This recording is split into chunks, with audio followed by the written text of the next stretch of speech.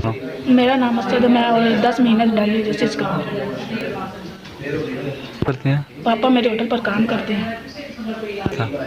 जब मेरा ये मसला हुआ था, तब सेहत कार्ड बंद हो गया था। अच्छा। क्या कहना, अच्छा। जब ये मसला होना बड़ी मुश्किल से उधार पैसे लेकर ये इलाज करवाया। ये कुछ चाचू ने दिए और कुछ मामू ने दिए। था। फिर मेरी लाइन डली थी और फस्तूला बना था। सेहत कार्ड तो बंद जब ये मसला बना तब से ही बंद है। होते हैं। मैं प्राइवेट डायलिसिस नहीं करवा सकता, जहाँ 5-6 हज़ार खर्चा होता है। होते हैं। और मेरे हफ्ते में 2 दफ़ा डायलिसिस होता है।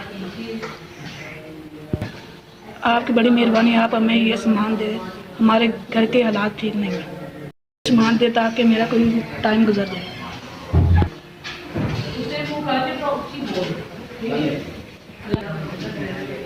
यस, आपके इदारे का बहुत शुक्रिया।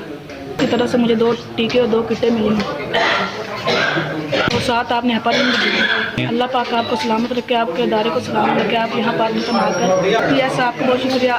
सेहत कार्ड बंद हो गया तो हमारा हफ्ता आराम से गुजर जाएगा। आपकी तरफ से सामान मिला, आपकी बहुत मेहरबानी।